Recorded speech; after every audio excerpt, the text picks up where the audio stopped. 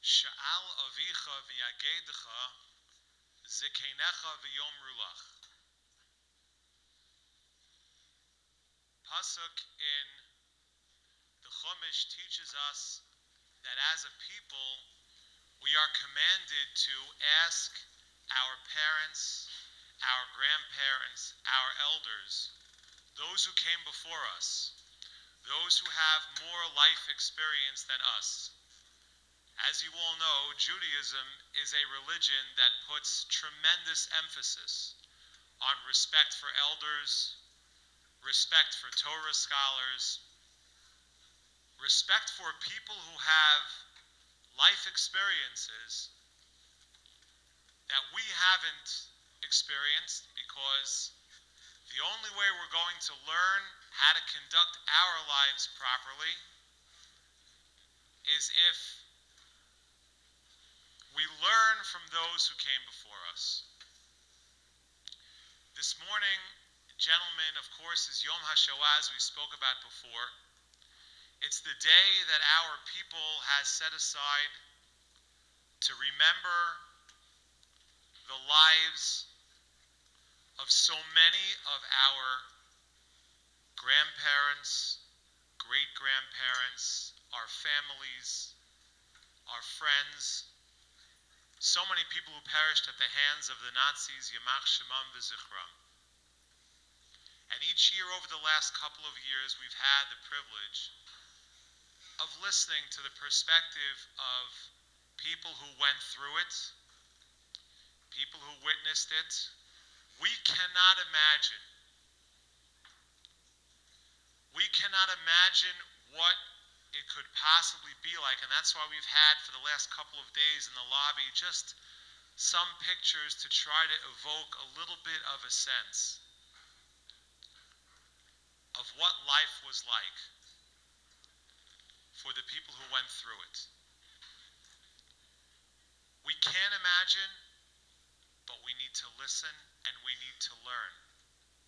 Not just respect for elders, but how much more so, respect and to listen to every word of people who went through such a difficult and dark period in our history, so we can learn how we're supposed to act today and how we're supposed to incorporate these lessons in our daily lives today.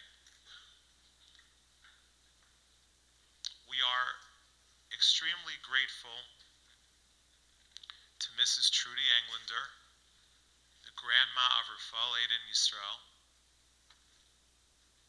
for taking out of her time this morning and sharing some words for us on this very, very important day.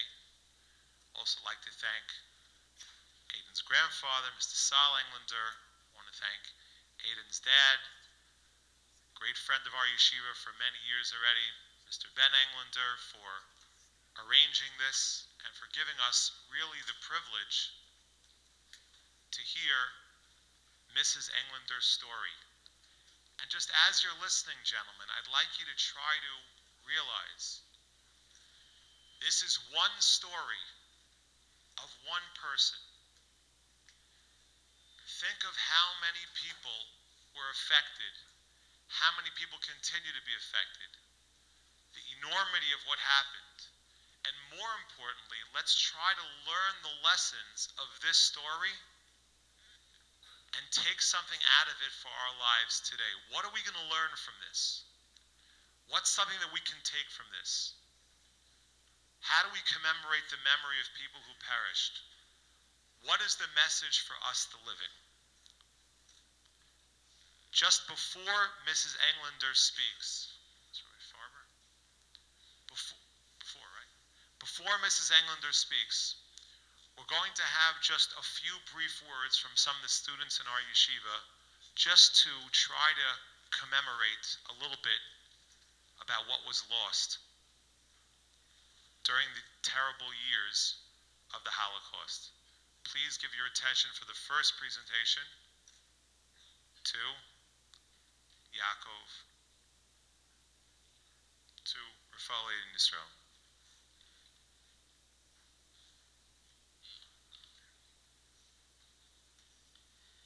Kristallnacht referred to as the Night of Broken Glass, was a pogrom against Jews throughout Nazi Germany and Austria on November 9, 1938, carried out by Nazi forces and German civilians. The name Kristallnacht comes from the shards of broken glass that littered the streets after Jewish-owned stores, buildings, and synagogues had their windows smashed. When deaths from post-arrest maltreatment and subsequent suicides are included, the death toll for that night climbs into the hundreds. Additionally, 30,000 were arrested and incarcerated in Nazi concentration camps. Jewish homes, hospitals, and schools were ransacked as the attackers demolished buildings with sledgehammers. Over 1,000 synagogues were burned and over 7,000 Jewish businesses destroyed or damaged. Kristallnacht is viewed by historians as the beginning of the final solution in the Holocaust.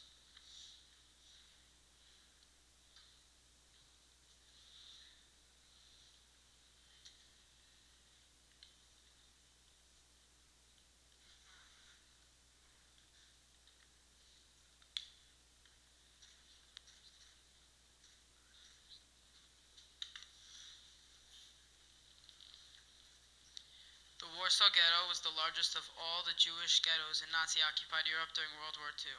Over 400,000 Jews from the surrounding neighborhoods resided there, and from there, at least 254,000 ghetto residents were sent to the Treblinka extermination camp over the course of 2 months in the summer of 1942. The death toll among the Jewish inhabitants of the ghetto, between starvation, disease, deportations to extermination camps, and the subsequent razing of the ghetto, is estimated to be at least 300,000.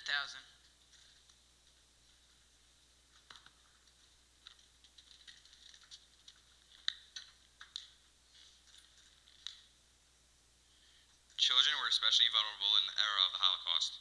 The Germans and their collaborators killed as many as 1.5 million children. Because they were generally too young to be used for forced labor, German authorities generally selected them, the elderly, ill, and disabled, for the first deportations to killing centers, or as the first victims led to mass graves to be shot. We light this candle as a memory to those young victims in the Holocaust who all had a promising future and so abruptly.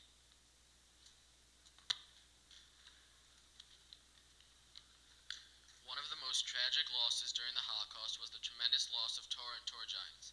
Major tzaddikim and Talmidei Chachamim were killed during the Shoah. Most famous among them were Rav Elchanan Wassman, Rav Ben Zion Halberstam, who was the second Bavur Rebbe, the Piazetzner Rebbe, and Rav Aryeh Tzvi Fromer, most commonly referred to as the Kajik Lover. These Torah giants died al Kiddush Hashem, along with many of their closest Talmidim, and we light this candle to honor their memories and the memories of countless Rabbanim and Rosh Yeshiva who were killed by the Nazis. Auschwitz was a network of German Nazi concentration and extermination camps built during World War II. Known to be one of the most horrifying of the camps, at least 1.1 million prisoners died at Auschwitz, around 90% of them Jewish. Approximately 1 in 6 Jews killed in the Holocaust died at the camp. Several large gas chambers and crematoria were responsible for the deaths and destruction of thousands of people daily at Auschwitz. In the decades following the Shoah, survivors such as Viktor Frankl and Elie Wiesel wrote memories of their experiences in Auschwitz, and the camp became a dominant symbol of the Holocaust.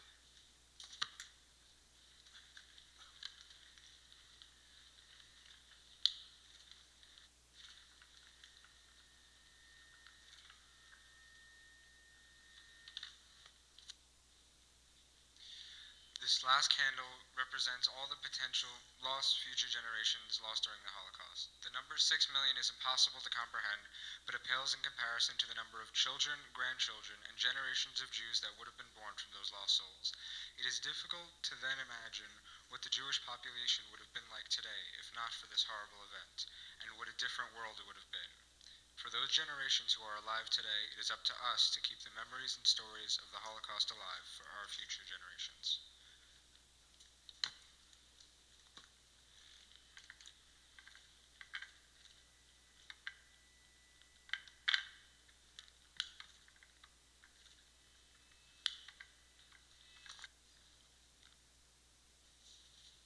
Now please give your attention to Mrs. Trudy Englander.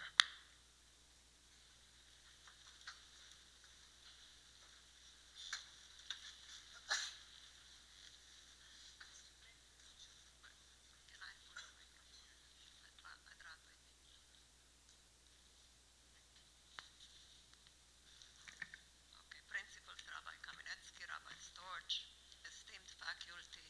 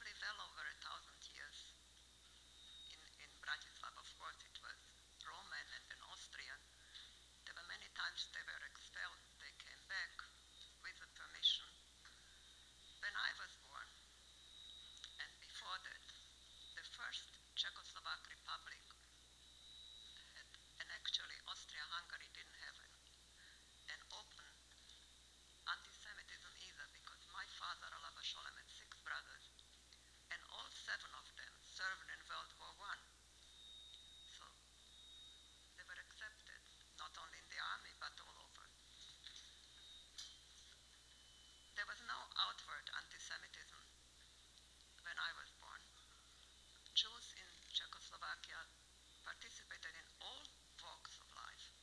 They were farmers, they were businessmen, they were in the professions. I had an uncle who was a volunteer in the local fire department. My father had a cousin who was a representative in the local House of Representatives. Jews were law-abiding, tax-paying citizens. I am the daughter of middle-class parents. My father, forgive my back. My father, Alava Sholem, was a businessman. My mom was a homemaker. We had an extended family. I had uncles, aunts, cousins. I had grandparents. I had two great-grandmothers. My father had a large family, so did my mother. We had wonderful relationships, many friends. There was really no reason that somebody would have been afraid there will be a cloud on our sky. And yet, one of my earliest memories is of, and I must mention, Bratislava is on the banks of the Danube. And I was taken there of an afternoon. I don't remember, maybe our housekeeper, maybe with a neighbor. There was a park. And I probably was younger than 4 years old because I have a dim memory. And I was playing there with other children. And all of a sudden a woman approaches me. My mother tongue is German, and she spoke German. And she approaches me and she says to me, "Wait till Uncle Dolphy comes. He's going to kill you all." I looked at her. Who is Uncle Dolphy? I couldn't understand it. I came home. I told the story to my mother, but most of all it bothered me. What uncle is it? After all, I know all my family. And if this is my uncle, what did we do to him? I asked my mother, why does he want to kill us? And my mom said, "Oh, don't worry about it. This lady probably doesn't know what she's talking about." I accepted it, but I also did notice that there passed like a little link between my parents. They looked at each other. I didn't know exactly what it was, but I understood there's something I'm not being told and it's not good. But then, excuse me, life returned to normal. My father went to business. Everything was fine socially. The following year, Hitler marched and occupied Austria. Austria is our neighbor of Czechoslovakia. It's on the Danube. Vienna was an hour by car in those days. And somehow Slovakia had a lot of ethnic Germans. And they have an inborn hatred and anti-Semitism. I think it's in their DNA. But whatever it is, they started to feel emboldened by us too. Jews were starting to be kicked out from the universities. There appeared signs in not many places, but in certain businesses, Jews are not welcome, not wanted. I remember my mother taking me there. The town had a large swimming pool, which was halfly private from the city, for swimming lessons. I had 2 swimming lessons, then I was kicked out. I was Jewish. We weren't allowed to come to the pool anymore. Those young people who were in medical school were kicked out in 1938, even those that had only 3 months to finish. And most of them went back after the war. But we had family in Vienna. My mother had uncles and aunts. And we started getting letters, which I didn't understand. My parents called it, there was a German word for it, to read between the lines. And I'm telling you the story because I want you to understand how very unprepared we were for what's happening. And perhaps it's not unusual because the human mind cannot pre-visage this, that something like that can happen.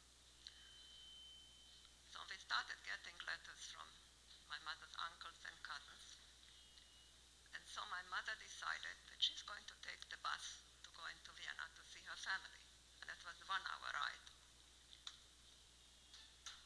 And I remember I was sitting in the room, and children are perceptive. And my mother's friends and family said, "Are you crazy? You're going to Vienna? Don't you see what's happening?"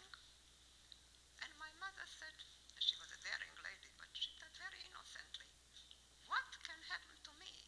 After all, I have a Czechoslovak passport." And this is how we all thought. What could happen to us? What could possibly happen to us? But happen it did. In 1939, Hitler, after Austria, he was hungry for land. He bit off the part which is Bohemia and Moravia, and the part that was Slovakia, where I'm from, became an independent state, and the president was a Catholic priest. I was born in March, and Slovakia became independent in March. I remember within a very, very short time, they had Jewish laws, and they were enacted, 1, 2, 3. I remember getting a little gold necklace for my birthday, and one of the first things that came out was Jews have to hand in their gold, their silver, their valuables, and if anybody had foreign currency, it had to be handed in. So why do I remember it so vividly? Because that little necklace was taken off my neck.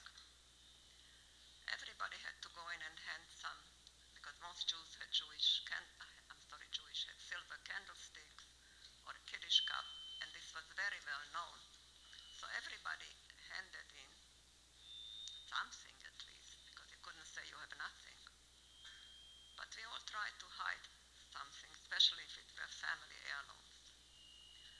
So here came the first decree, hand in your gold. The next decree was Jews are not allowed to employ Gentiles. Jews are not allowed to befriend Gentiles. Jews are not allowed to be on the street before a certain hour in the morning. This excluded people who were allowed to go to work and children who were school age. Jews are not allowed to be on the street after a certain hour in the evening. Jews are not allowed to go to a cinema. Jews are not allowed to go to a museum. Jews are not allowed to go to a theater. Jews are not allowed to go to a park. This came gradually, but within a fairly short time. In Europe, when I was a little girl, the radio, that was something that you owned. It wasn't inexpensive, and there were no commercials on radio, so you had to pay a fee, a license fee, because after all, for the programs, etc.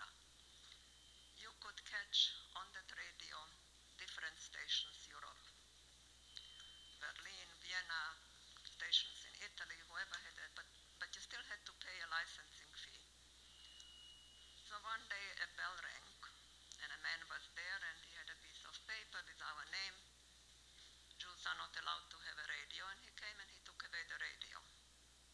So we had no radio. We were not allowed to listen to music, and we certainly weren't allowed to listen to news. Then there came, and this I remember, I was sick at the time, a woman rang the bell. Actually, there were 2 women. My mom opened, and this woman walked in. She didn't say hello, she didn't say, "May I come in?" She came in, she looked around, she nodded her head. 2 weeks later, we didn't live in that apartment anymore. She liked it, it was to her liking, and we had to vacate the apartment. Now this became a little bit of a problem, because there were certain areas that Jews were not allowed to live anymore, and it was scarce and hard to get quarters. My mom ran around, and we were lucky. We were accepted into an apartment of an old lady, and my parents got one room in her apartment with the use of course, of the kitchen and the bathrooms. And so we were kicked out. One day, my father had a textile business. One day a man walked in and he said, "Good morning, gentlemen. I am the owner. I'll keep you as my employees." Of course, he kept them as his employees. The man had no idea what this was all about. But on the other hand, thank God he did keep them, because at least my father had now a paper, and we were allowed to stay in Bratislava proper. There were very many people who were not kept in the business, people who were in the professions. I had an uncle, a lawyer. I had an uncle, an insurance agent. One of my father's brothers, they of course lost their livelihood right away. And as such, since they did not have quote unquote a permit to work, they called it dislocation. They had to move out from Bratislava. There were, I think, 2 or 3 towns that people moved to. Now, this might not sound very simple to you, or very complicated, I would say, to you. It sounded, these people moved, they had to move, they had to find a living quarter, they couldn't work, and they had no official livelihood. Of course, everybody had some savings, and I forgot to tell you, you also could not keep money in the bank, and nobody wanted to keep money in the bank. Those of us, I mean, it wasn't us, I was a little girl, but those of our community who were fortunate enough to still be able to pull out some of their money, had some savings. So here were these people that were dislocated, had no livelihood, lived on their savings in a town that they had just been forcibly sent to. Unfortunately, we did not have to worry too much about their livelihood, because within a short time they were taken to the camps. But we had a very beautiful Orthodox girls' school and a boys' school. This was requisitioned 1, 2, 3, and we've started to get instructions in a building that used to belong to the Kehila, and in 2 apartments they located our schools. In every room there was 1 class. Some classes were in the morning, some grades were in the afternoon. Bratislava had a beautiful Jewish hospital. They kicked the sick people out. They made some kind of a makeshift hospital in a small town. So they took over slowly everything. But still, we are a very, I don't know, maybe history taught us, we know how to adapt. And we can live with deprivation, and we can live with, I don't know, humiliation. We can live. This went on 1941 into 1942, but then something bad happened. If the rest was good, they started deporting. And how did it start? They came out a decree, all young, unmarried, young people from 17 to 30 had to report to a place which was like a local armory. And they said, bring clothing for 3 days. No further information, no where you're going, no what you're doing. I was a child. I didn't catch it until that morning in March of 1942, when I was standing by the window and I saw some neighbors of ours taking their daughter. These people were older, they weren't very young when this girl was born. And here goes this 17-year-old, I would call her a child. You could see by the walk of these people that they are accompanying her, taking her where you don't know where to. You all have parents, and you know how precious you are. You are teenagers today. Can any one of you imagine, those of you that are 15, 16, 17, that your parents would have to take you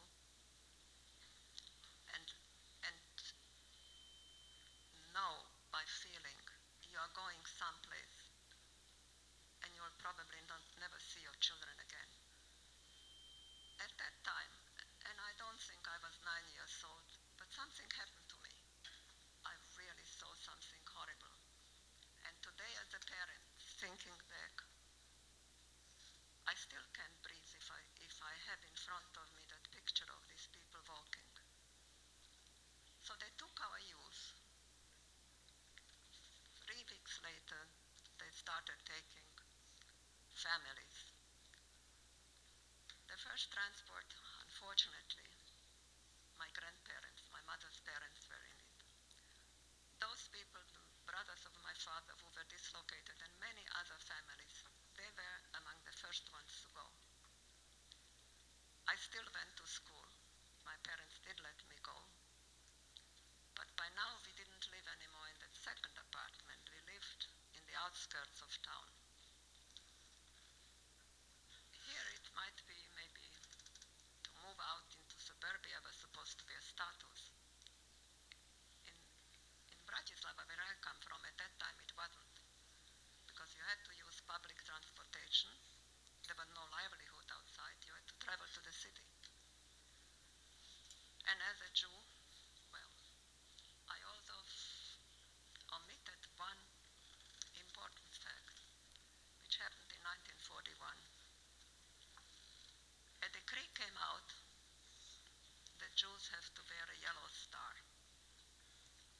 And this made us targets. Not that we were not targets before, but at that time, we were visible. They could recognize us.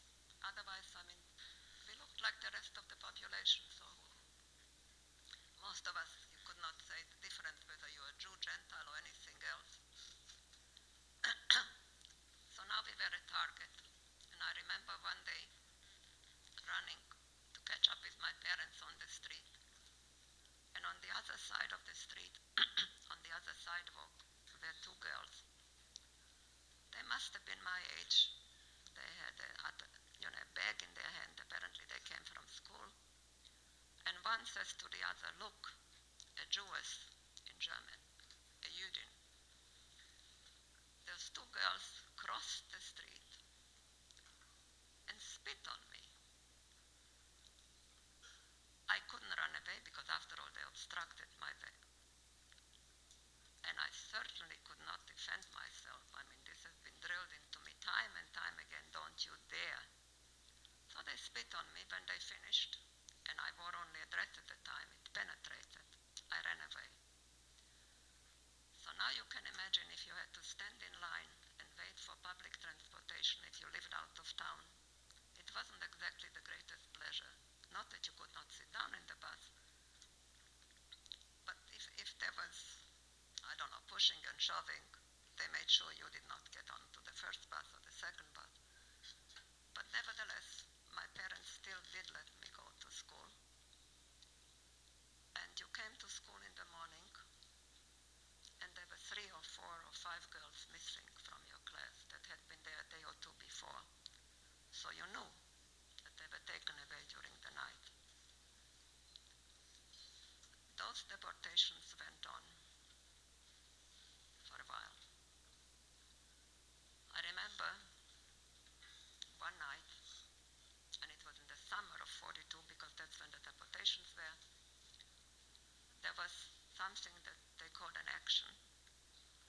The street was teeming with Slovak policemen and German. When there was an action and the street was full with those goons, nobody was out. It was very quiet. You could hear a pin drop. My father was lucky. He had the necessary papers, so we were not on the list. But all of a sudden, because the street was so quiet, I heard a loud screaming of a German, miserable. "But she is still a Jewess." And then I heard a voice of a man whom I recognized. He had lived down the street.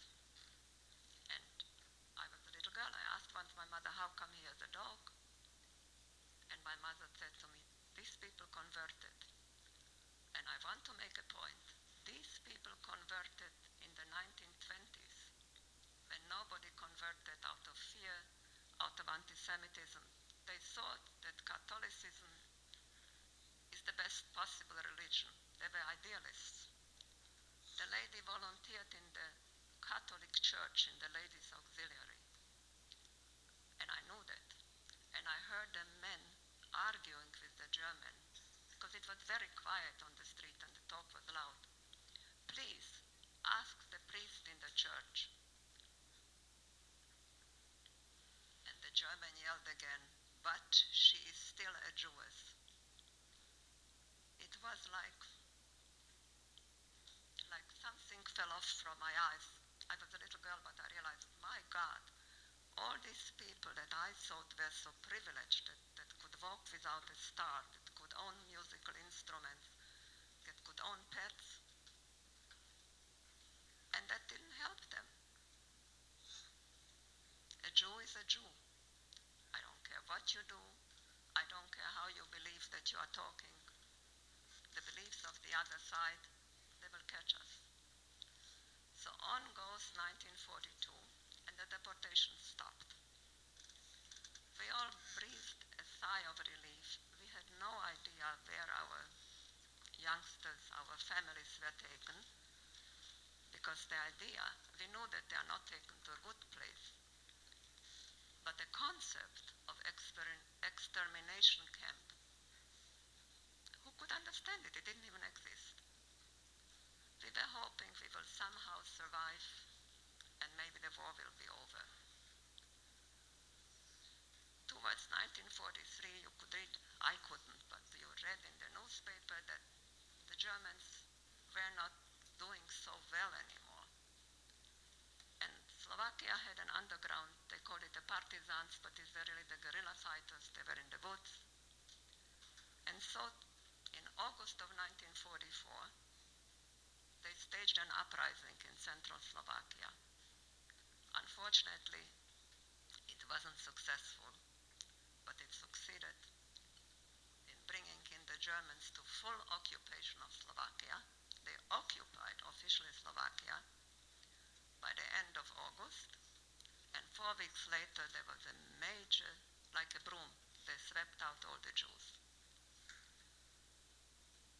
We did not realize right away, but you could feel in the air that it's ominous. Something is going to happen. My parents didn't let me go to school anymore. My father still traveled to work.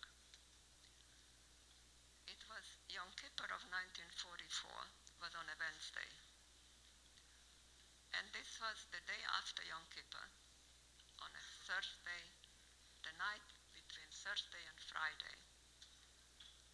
I woke up, I don't know if it probably must have been pre-dawn, it was still dark.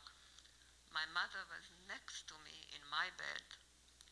She held her hand to my face, close to my mouth, and she was whispering, Trudy, don't move, don't make a sound, maybe they will go away. We were hoping that they will go away, because a year and a half, or maybe a year before that, my parents had paid a Gentile gentleman a nice sum of money for the privilege of him allowing us to put his name, which was a Slovak name, on our door. Of course, they took off the mezuzah. The mezuzah was now inside and not outside. And we were hoping they'll see this name, Josef Shkodron, and they'll go away. But they didn't. The ringing continued, and the banging on the door became stronger and stronger. Eventually, the door gave. The door opened. This is the most frightening feeling. A light goes on, and in come people marching into your home, or whatever is your home at the time. One came next to where my mother and I was, and my mom, our mother tongue is German. My mother said, I'm sorry. He yelled at us, why didn't you open, why didn't you open? My mother said, I'm sorry, we slept deeply. The other one went into the other room where my father was, and he beat him up. Thank God, not to the point where my father couldn't get up. And the proverbial rebel German started, raus, schnell, out, fast, raus, raus, raus, fast, fast, fast. My parents got dressed. Something happened to me. I was like in shock. I was standing there. My mom said, get dressed. I couldn't, but then I said I have to. So I went out.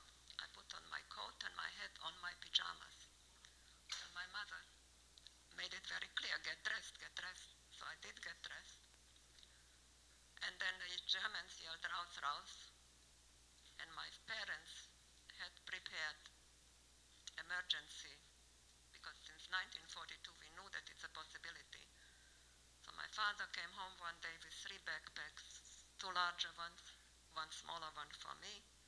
They had some emergency rations in there. We took those backpacks and we left. We came out of the house. On the street there was a truck.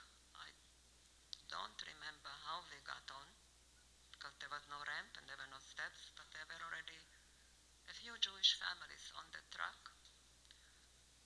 And eventually we started traveling towards the city. It still was not complete daylight.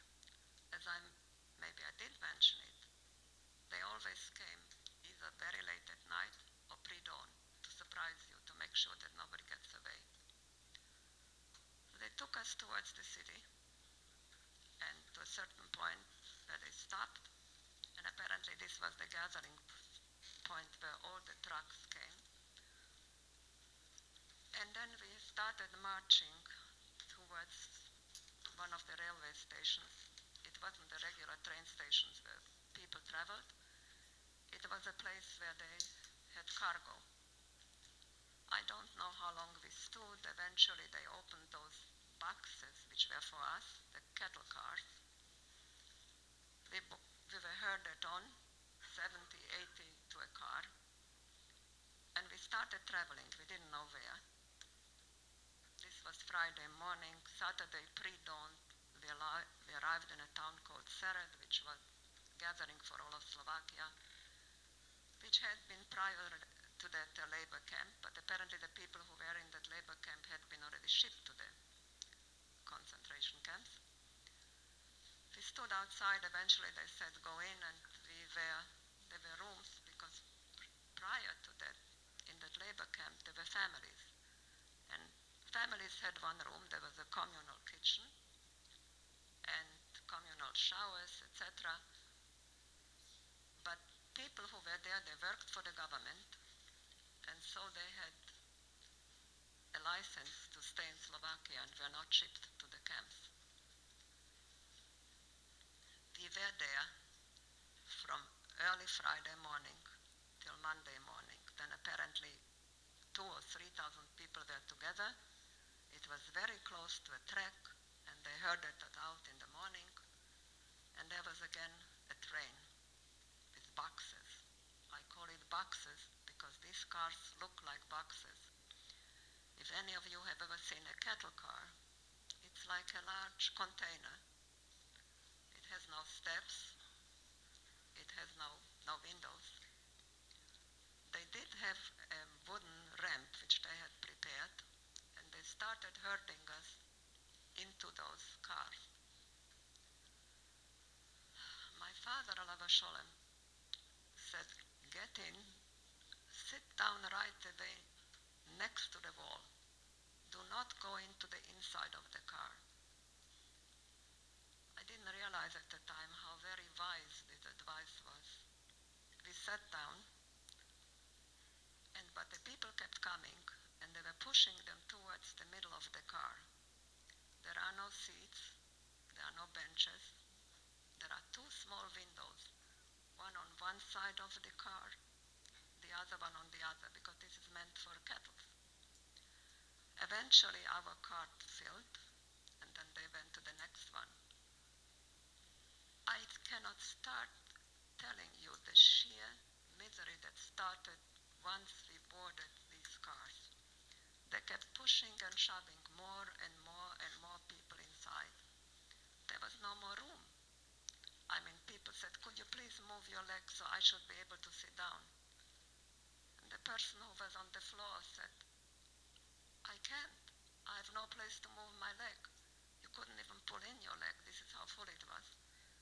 still people were standing and they were begging, please, let us sit.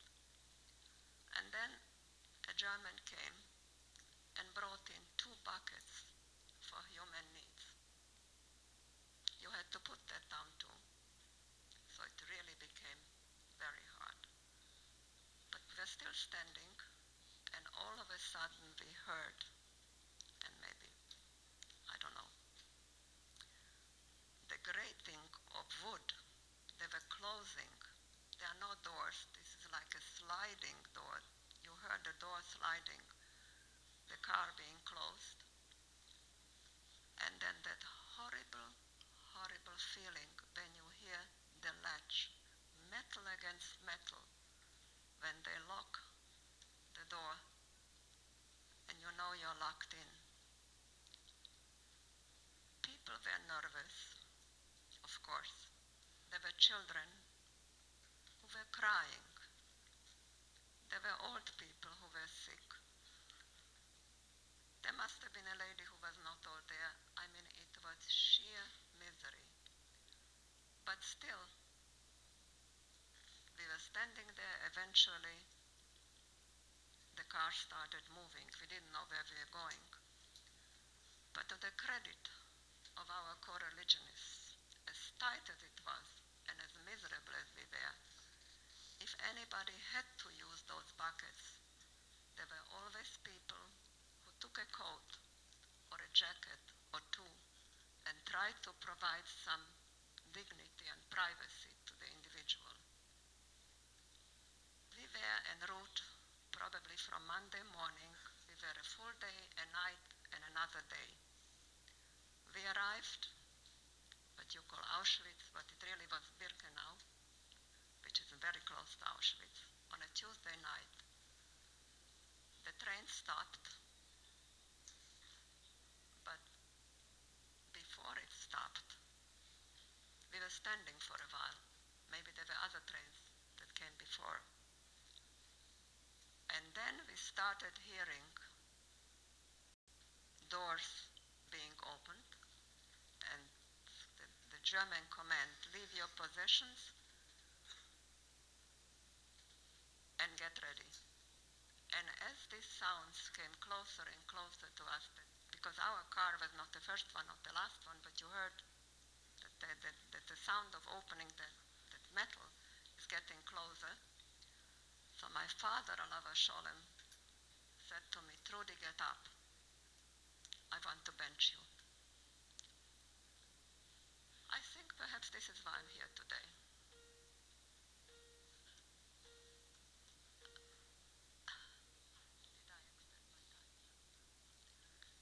As they came to open our car, as I mentioned, cattle cars don't have steps, and cattle cars don't have a ramp.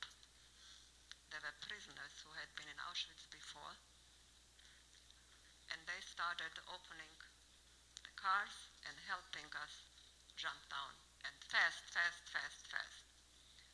There was a man, he wore a striped prison garb and a cap, and he helped me jump down. And I said to him very politely, thank you. The next one, he helped my mother. And he said something to my mother. I did not know what. But as soon as everybody was out of the train, and there must have been 2,000-3,000 people of us that came, they yelled, men to the right. I never saw my father again. And then we were standing there, this huge column of women and children. I was thankfully with my mom, and 2 other women came to us because everybody wanted to belong to somebody, not to stand alone. And after a while, this column started moving slowly ahead till we got, and I don't think I want to describe to you the smell in the air or the arrival, those strong lights and the barbed wire to the right. But as we went ahead, there was, to me it looked like a little platform, and there were some German officers standing, and strong lights. And there was a man, it looked like he had a baton in the hand. right, left, right, left. All of a sudden, I felt myself literally flying to the right. And I turned around, and 20 seconds later, my mother came flying after me. I did not know that yet, but I have been judged to life. Those of us that flew to the right, we stayed alive. And there we stood and waited till this huge group of women passed the selection. And by that time, there weren't so very many left of us, because the majority went to the left. Anybody who didn't look strong, anybody who didn't walk straight, any woman who had a child on her hand, or holding a hand, or supporting an old person, went to the left. I did not know at the time where they were going, found out later. But once whom they thought fit for living, we were all on the right. They marched us with a, I think it was a German soldier guard, to a certain building, and they told us to undress completely. But of course there were the rules. Please remember exactly the place where you put your clothes. We were undressed. We were ready to go for it, because they shaved us all. I mean, our heads were completely shaven. But as this thing was going on, next to us stood a lady who, they were very, very, very close friends of my parents. And this lady was pregnant. And she must have been in advanced pregnancy, probably 7 months. And in came maybe 4 or 5 German officers, and one headed straight towards this woman. And he asked her, "Are you pregnant?" And we heard it. It was in German, and we stood very close to this friend of ours, my mom and I. And she said no. But he was a doctor. He went over, he touched her, and he knew she was pregnant. And he said to her, "Take your shoes and your coat and come with me." And this woman knew what's expecting her. And we were close friends. And she looked at my mother, and she looked at me. And there was something in her eyes. It was apprehension. It was fear. It was acceptance, resignation, and finally, she blinked goodbye. I must tell you, this is over 70 years, but her eyes sometimes still haunt me. It was a horrible, horrible feeling, because at that time it dawned on me, I didn't know yet that they are killing people, but it dawned on me that something very bad is happening. They shoved us into a room, maybe 80 or 100 at a time. There were shower heads, all of them opened, and we were supposed to shower. And then another door opened on the other side. They shoved us out. And I was handed a rag, which must have been at one time a garment. Whatever it was, it must have been 3, 4, 5 sizes too big on me. Plus, it had holes. I think the second and the third group of women showered when everybody was out, and we were all handed our finery. We were shoved out. In Poland, in the beginning of October, it's quite cold. We had a very, very thin, I don't even know what to call it on. We were given wooden clogs, and we started marching toward the barracks. Now, wooden clogs, maybe people who are used to it can walk in it. By the time we reached the barracks, besides being cold and wet and miserable, many of us had bleeding feet, because these clogs were hitting you as you were walking. We came into the barracks.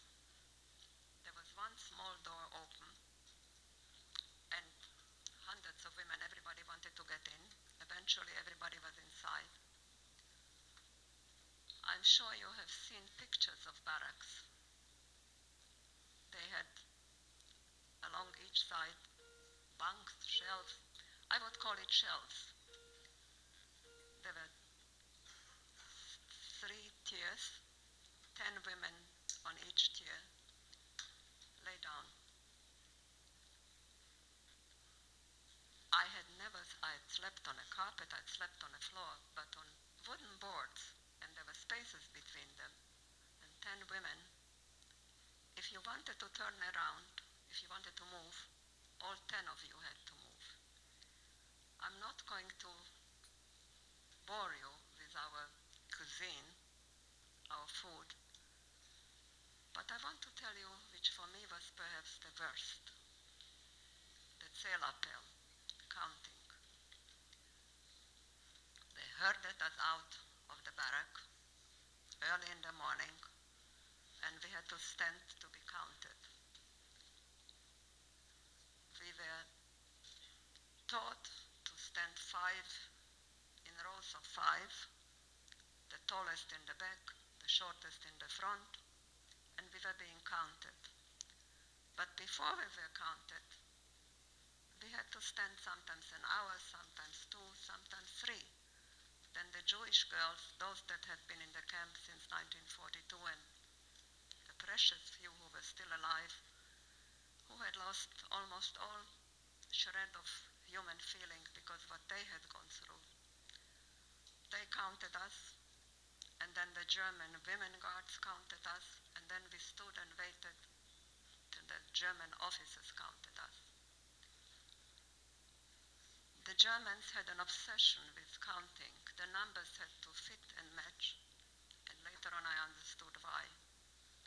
They really were petrified that somebody might succeed in escaping, because they did not want it should be known. They didn't mind doing it, but they even did not want it to be known. But anyhow, so here we were standing outside, and we were supposed to stand ramrod straight and not to move. And if somebody passed out, and there are women that did pass out, and they just dropped like a heap on the floor, but you weren't supposed to bend down, because if you bent down, you were lucky if you were hit or you were dragged away, never to be seen again. And this went on at least twice a day, sometimes 3 times. And in the morning, there were times that somebody died at night with us in the barrack. And the dead body had to be dragged out too, because after all, the numbers had to match up. I cannot explain to you how horrible it was. We went through a few times of selections. Luckily, selection means that they came to look at us if anybody had a rash, if anybody is bleeding, if anybody isn't straight, if anybody scratched their face. Those people were taken straight away to the gas. But we were fortunate. 10 days later, we were taken to Germany, to a labor camp. We were taken out of the barracks one morning, taken to the showers, and then taken to the railway station. They had their tracks, I'm sure you've seen pictures. And we were issued clothing.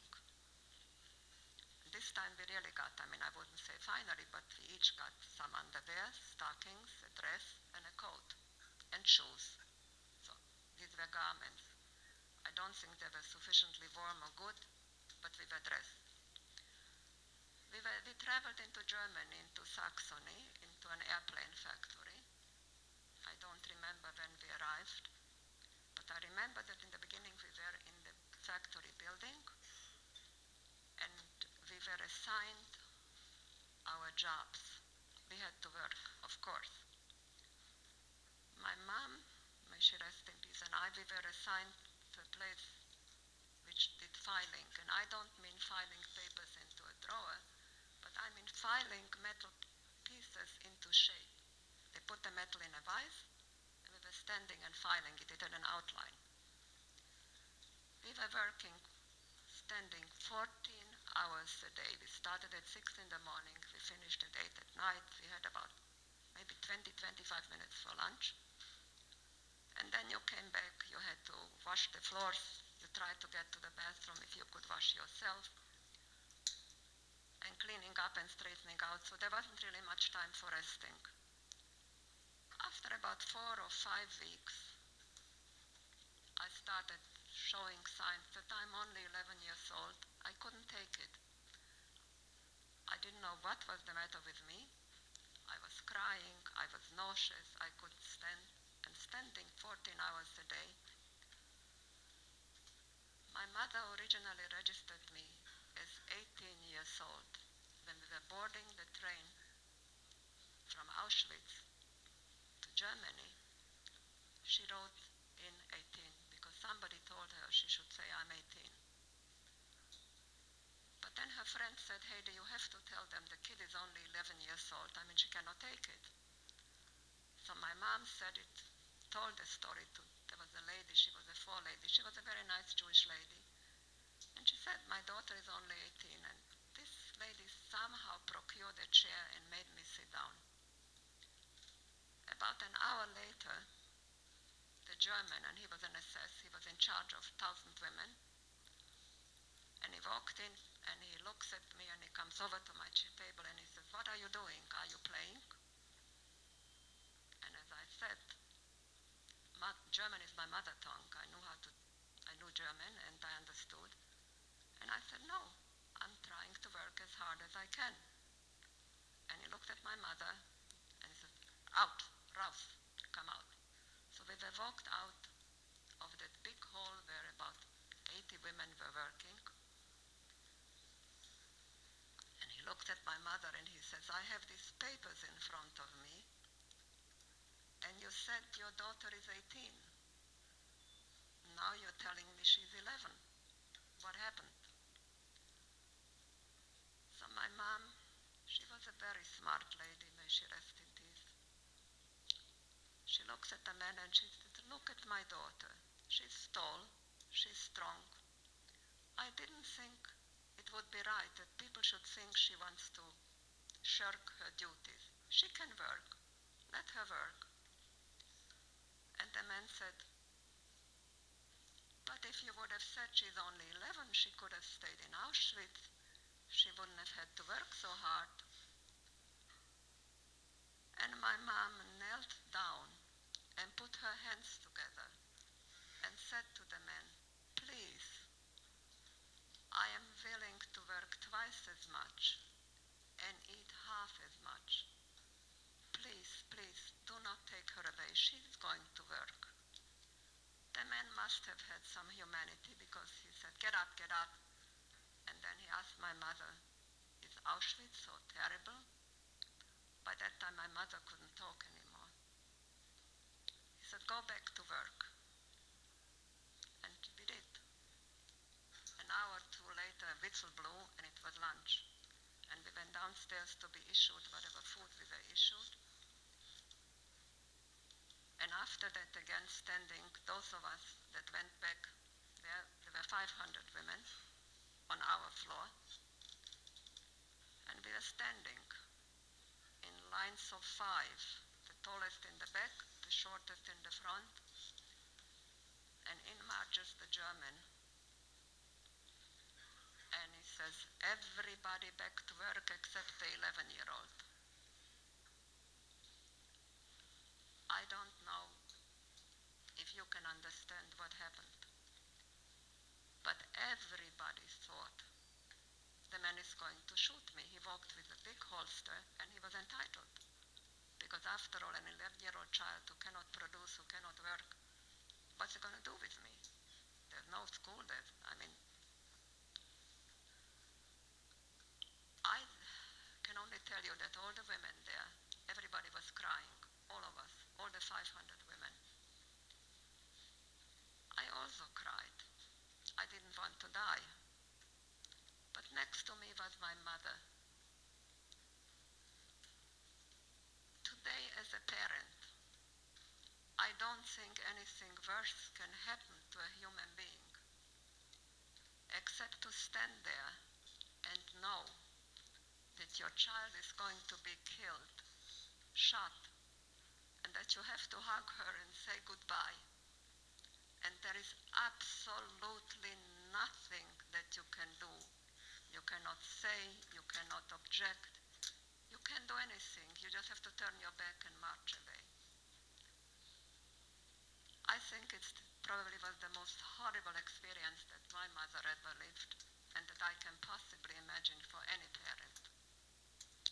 Once everybody left, he came over to me and he says, "You're going to get an easier job. You won't have to work 14 hours, only 9.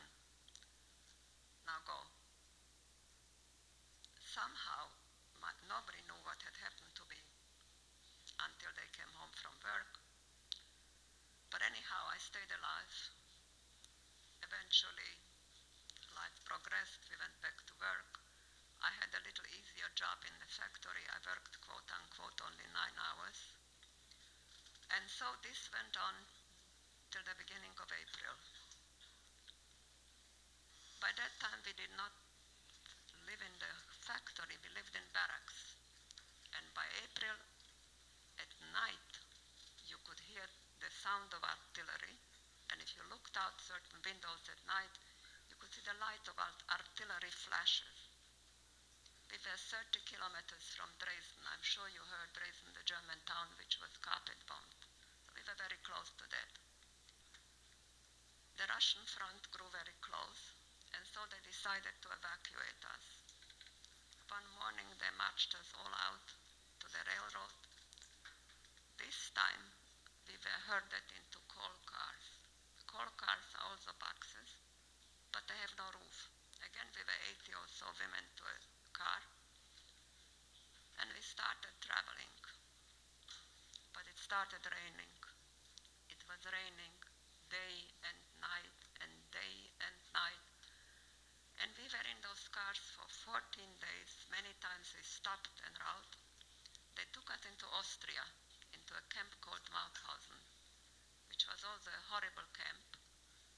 But we got there by the end of April. And once we got to the gates of the camp, we realized that there is a change. There is not such a strict atmosphere. My mother was in bad shape.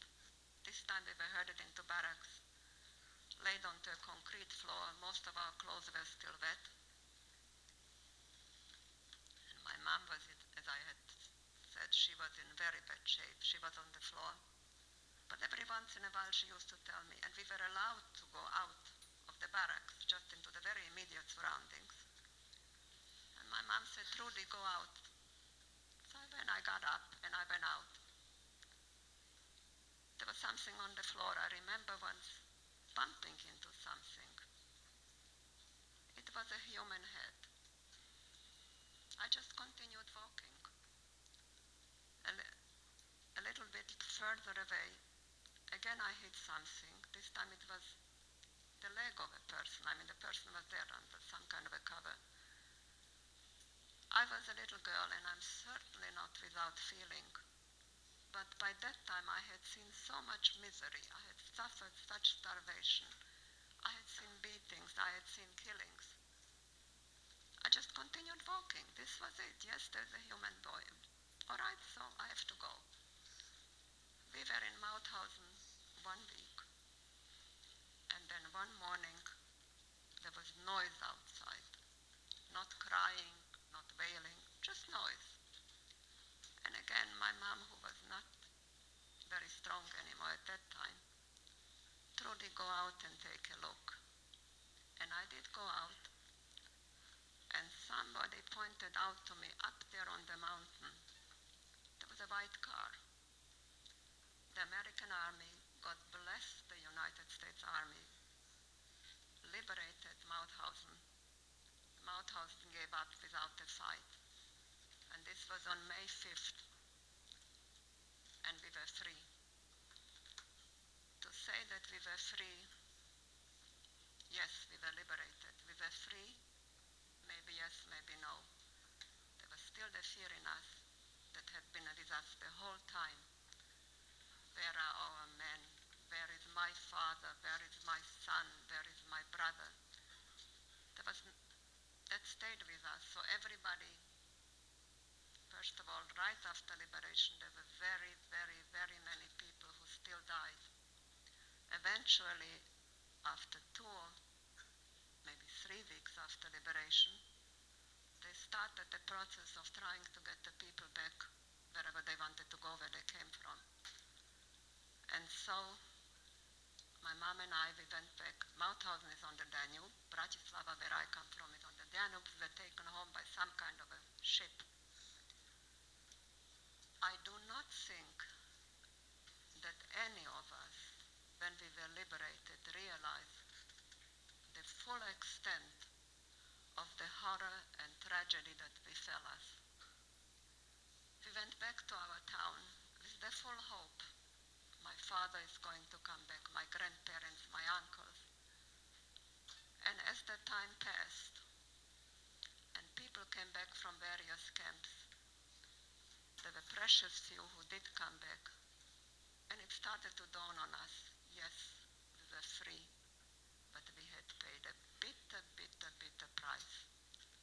The number 6 million is a number, but these were individuals. These were fathers and mothers and sisters and cousins and friends, and we had lost them all. So if I see all of you here, Baruch Hashem, your wonderful young teenage generation, may God bless you. I am just so thankful to be able to see you all here.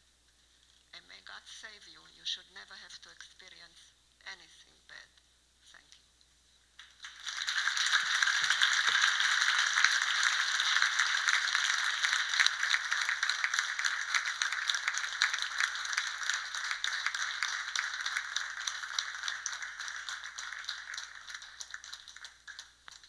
If everyone can please rise, we're going to say a Kel Moli Rachman, in memory of the 6 million.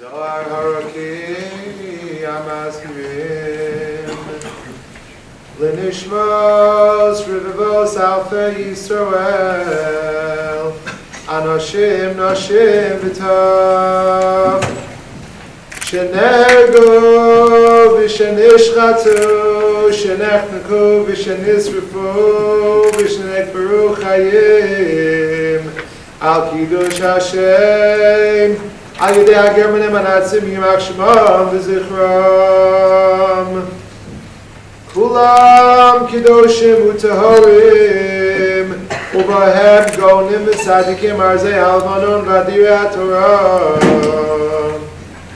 בעל הרחמים יסתירי ושש כנפיו לעולמים ויצרור בצור החיים אס לשמוסיהם Began Eden, Zeh Menuchasam, Adonai Hu Nachlasam, Yizkor Akidasam, Samad Lanu L'Chol Yisrael Tzidkasam, Eretz Al Techasid Amam Vayhi Makom Zakasam, Bizchusam Yashuvu Nidchei Yisrael Achuzasam, והקדושים לזכרון תמיד נגד אדוני יעמדו לגורלם יבואו שלום וינוחם משכבוסם ויקומו לקץ הימין לחיוסם ונאמר אמן. Let me give a special thank you to Mrs. Englander. That very, very powerful story with us. I want everybody just to focus in your mind on the one or two or three main themes that we learned from this, and in the merit of our mitzvos, maasim tovim, all those who perish should have an aliyah neshama today. Everyone please head to period 3.